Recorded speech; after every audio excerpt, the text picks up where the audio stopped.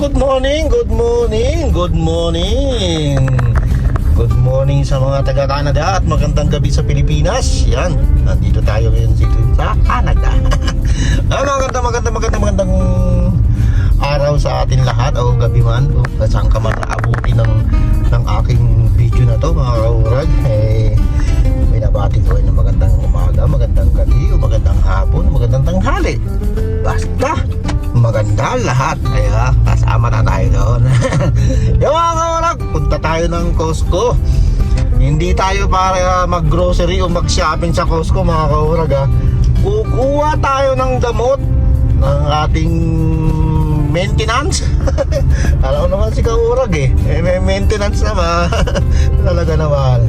Kaya gusto natin pumayat, gusto natin mag-diet pero di natin magawa. Umaasa tayo mga kaurag sa gamot, sa maintenance. Kaya tinatry natin kahit pa paano na mag-exercise o talagang gusto natin mag-diet, ganyan. Nasisimulan lang natin mga kaurag pero hindi natin natutuloy-tuloy. Kaya ang nangyayari, ang siste, pag tayo pumunta kay Doc Adriano, tayo nasisirmunan. At yun ang family doctor namin dito mga kaurag sa Canada. Tayo nasisirmunan at hindi nga natin masunod ng minsan yung kanyang mga sinasabi.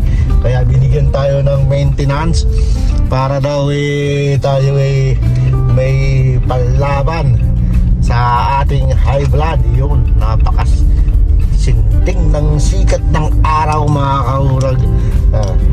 Wala ka, sandali lang at tayo papabuki. Dakol nagsasabi na ako da ang maluya. Anong labot ko basta permi akong maog. Mas tigigibok ko na surat sa nakikanta. Di akong gana sa endo makipagkupit. Sabi ko nga pala, kukurek ko lang, napakasanting pala. Sinting naman ako. Napakasanting ng sikat ng araw mga kaurag ngayon. Ngayon hindi na, kasi tayo naka-Ray-Ban na, nakasalamin, naka-sunglass na tayo mga kaurag. Yun ya, yun ang kahalagahan na meron kang benefits sa pinapasukan mong company mga kaurag o trabaho. Kasi yun sa amin, may ang benefits namin mga kaurag 100% sa gamot. Pag sa Costco mo kinuha mga kaurag, bawa pumunta ka ng yung gamot mo, meron kang prescription galing yung doktor, yung punta ka ng Costco, bawa ang gamot mo yung nagkakalaga ng 200 Canadian dollar, wala kang babayaran doon mga kaurag. Yung benefit, yung insurance mo ang magbabayad doon, 0 yun, kukunin mo lang. Kaya napakalaga talaga na meron kang sariling benefits dito, na bawa hahanap ka ng company na papasukan mo, yung meron siyang benefits na may aalok sa iyo, na may bibigay sa iyo para hindi ka masyadong magastos pagdating ng araw sa mga gamutan o kung saan mga kaurag. Kaya sa dental naman namin mga kaurag, pwede ka magpabunot o magpapasta o magpa-cleaning. Ano yun? 90% ang sagot ng insurance nun. Yung 10% sa'yo, kunti na lang ang babayaran mo, di ba? Napakaganda pag may ganun. Ang iba mas maganda mga kaurag, ang ibang insurance ng company, meron siyang benefits, meron 100%. Sa amin 90% lang pagdating sa dental mga kaurag. Yung sa Costco lang, yung sa gamot lang, basta member ka ng Costco, yung magiging 100% lang, wala kang babayaran. Kaya nung nagpa-cleaning ako mga kaurag, alas talaga, tapos meron pa siyang x-ray. Kasi dito hindi ka basta-basta ililinisan, hindi ka basta-basta pag bagong client ka ng dental. Nagkakalaga lahat yun mga kaurag ng nasa 400. Pero ang binayaran ko lang doon ay $30 lang mga kaurag. Bale ano lang, nasa yung 10% lang ang binayaran ko. Yan, napakaluwag pag merong sariling benefits at merong mga, kasi bukod pa yun sa bukod pa yun sa PhilHealth na sinasabi nila dito mga kaurag. Bukod pa yun, yung PhilHealth naman mga kaurag na yung PhilHealth Philippines. Di ba?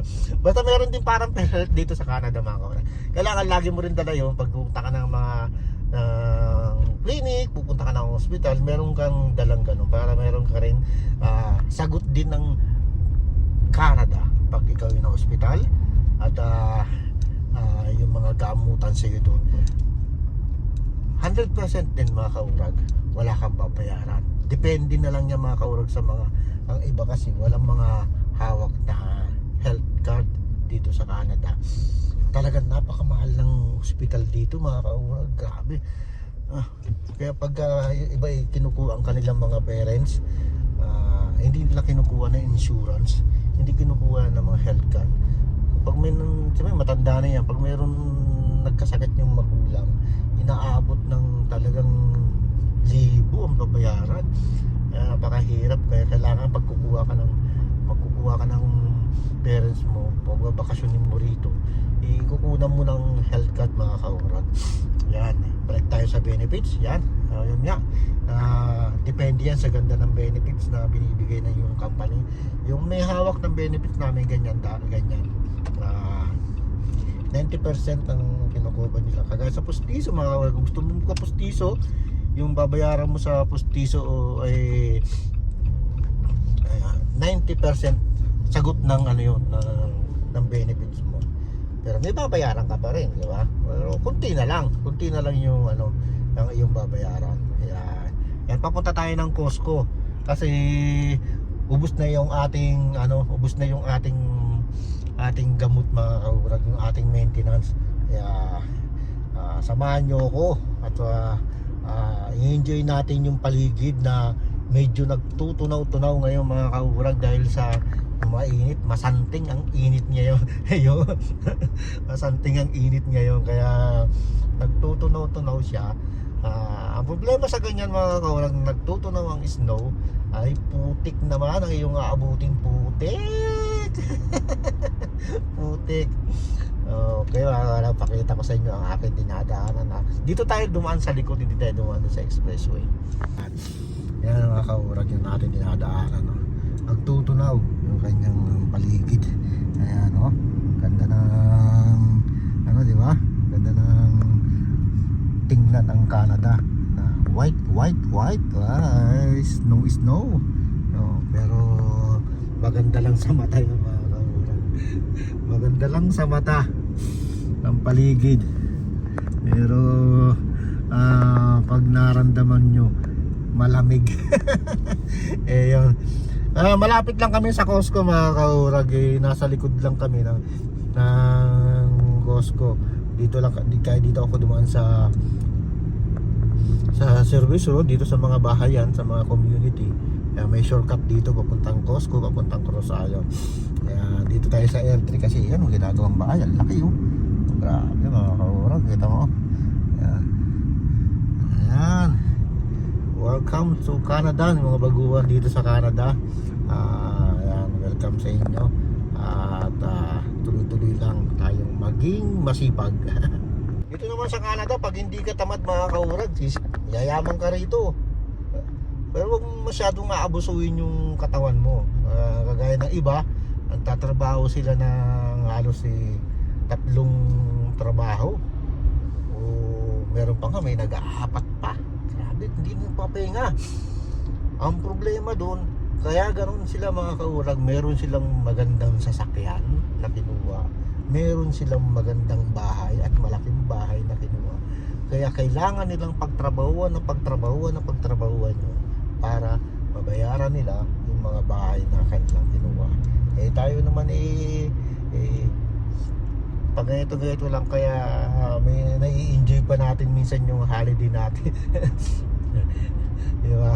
Pero pag tayo nakaluwag-luwag na yung ating mga dream car, ating dream car kukunin din natin yung mga kaurag. Meron na tayong dream house, nakuha na natin Kaya yan, napunta tayo ng Costco mga kaurag Napapalaot tayo at kung saan naman ng usapan natin eh.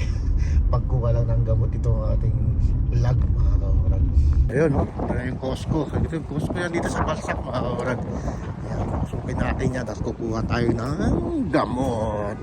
Marami na agad na nag-grocery dito mga kaurag. Dami na agad oh. Kapila na agad yung mga nag-grocery. Tayo diretso tayo dun sa pharmacy. Diretso tayo sa pharmacy. At matagal-tagal yung ano eh. Matagal-tagal yung pagkuha ng gamot mga kaurag. Maghihintay ka ng mga lahating oras. Ayan.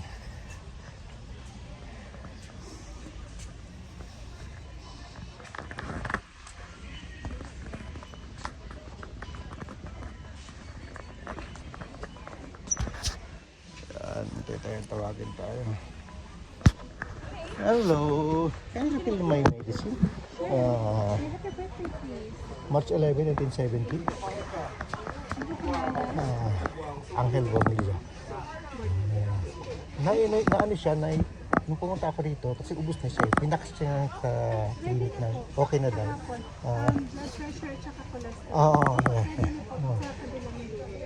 Okay na siya. Ay, salamat. Salamat. Yun, ready na pala. Pwede ko nang makuha mga kaulad. Kasi tinax na siya. Ganun kabilis. Yun, ganun kabilis na ipak na. Kasi pumunta siya ako ng Friday. Yun. Pumunta ako rito ng Friday. Tapos ano na yung ating ayun. Hello. Bornilla. What is the last name? Mas 11, 19. What is the last name? Bornilla. Bornill. Okay. Bornilla. And date of birth? March 11, 1970. Start the membership.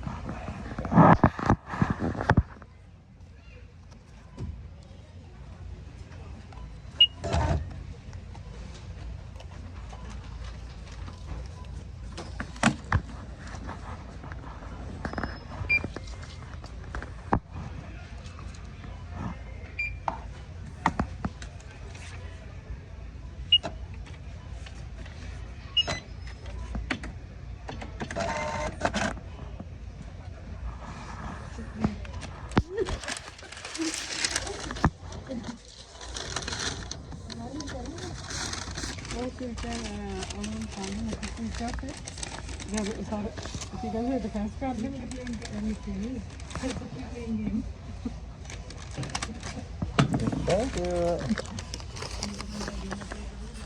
Ayan mga kaurag, nakuha na natin. Ang bilis.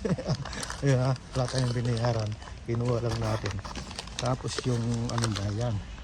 Yan, 0-0. Kita nyo 0-0. Wala tayong binayaran. Pagkabilis. Kuha na natin yung for 3 months natin na maintenance. Diba? Ganun lang kabilis yun mga kaurag. Ganun lang kabilis. Bali na i-pack na kasi nung Friday. Naubos yung ating natapos na yung ating gamot. Kaya pinakstila yung doktor natin na kailangan mag-renew ng prescription. Kaya ayun. Yun na. Yun na natin, nakuha na natin. Thank you. Ayun, nabasa tayo dito mga kaurag at wala tayong bibilin dito. Walang talaga tayo ng gamot. At yun nga, napakabilis. Wala nang chichibureche. Kuha na natin yung ating gamot dito sa Costco. Wala tayong binayaran at wala tayong ano pa, Pilipina pa yung ating nakakausap. Mas lalong madali, di ba mga kaurag? Bilis talaga dito ng mga galawan dito sa dito sa Canada. Wala na mga chichibureche. Kasi nung pumunta ako nung Friday, pumunta ako dito nung Friday, ubos na yung yung gamot ko. Kaya sabi nila, kailangan ko ng bagong prescription. Pero sila na lang ang gagawa, mga kaurag. Ipapax nila yung aking doktor na kailangan ko na ng bagong prescription.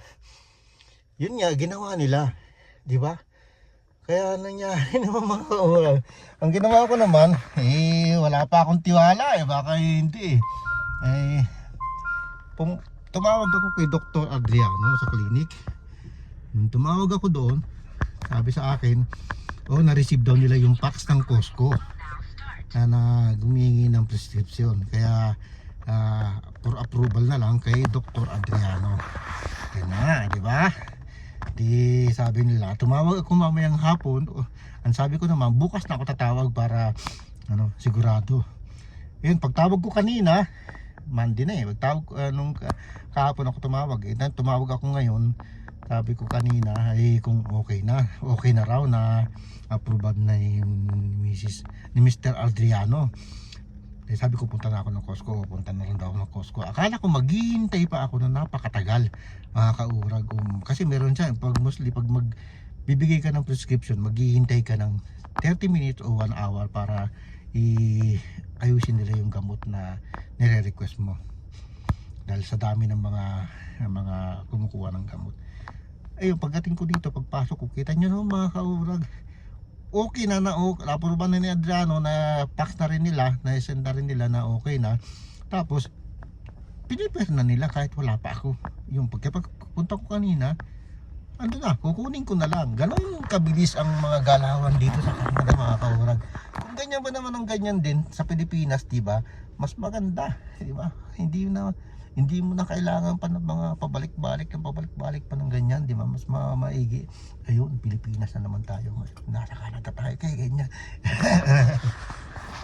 Yan ang kalagahan na meron kang benefits dito sa Canada, mga kaurag.